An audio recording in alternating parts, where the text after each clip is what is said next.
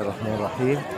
من معبد الزعيم رمسيس الثاني، لكم جميعا كل التقدير والتحية. ليه أنا دايما بقول الزعيم؟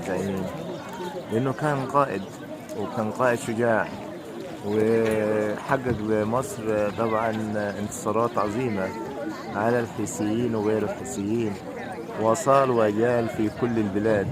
لكن في ناس حاقدين عايزين يربطوا اسمه بسيدنا موسى عليه السلام، على نبينا أفضل الصلاة والسلام، ولكن هو بريء براءة تامة من هذا الموضوع، لأنه هو مات في سن 94 سنة رمسيس الثاني. يعني مش معقول واحد في سن 94 سنة يهاجم ويطارد وكده، لأنه في آخر 10 سنوات رمسيس الثاني طبعا قاعد في البيت وما قدرش يقاتل، خلى مريم بتاع ابنه رقم 13 من أولاده يحكم مصر.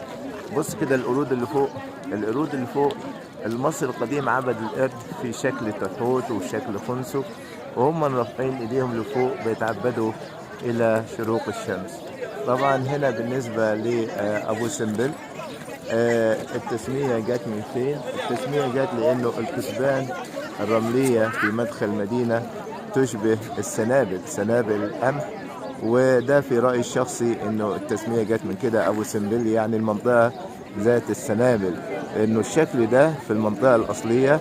يعني بص كده شكل الجبل هنا وهنا ماشي زي سنابل القمح، يعني في المنطقة الاصلية لما كان المعبد في مكانه الاصلي الجبل كان بهذا الشكل زي شكل السنابل، وذلك اطلق على المنطقة ابو سمبل. لكن نبعد من موضوع انه في كان واحد اسمه بلزوني وقت اكتشاف لما بلزوني اكتشف المعبد كان في واحد اسمه ابو سمبل والى غيره. ده كلام طبعا ما يصحش الكلام. بص حضرتك هنا على الارض عندنا بقايا راس تمثال رمسيس الثاني.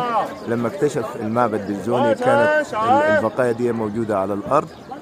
طبعا حضرتك لما تيجي هنا ابو سمبل هتلاقي البحيرة ناصر، وهو كان في المكان الأصلي على بعد من هنا حوالي 200 متر تقريبا، ومكان الأصلي بتاع المعبد تحت البحيرة حوالي 60 متر.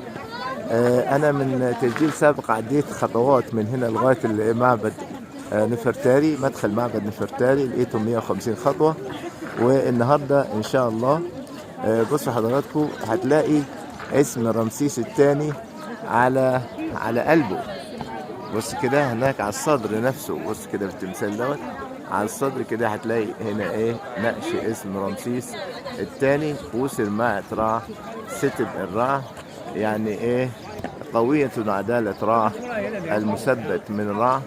ده اسم رمسيس الثاني. وفي النص هناك رع حورختي، وعلى اليمين وعلى الشمال رمسيس بيقسم بعدالة ماعد أمام رع حورختي. من أبو سمبل لكم جميعا كل التقدير والتحية. شكرا جزيلا.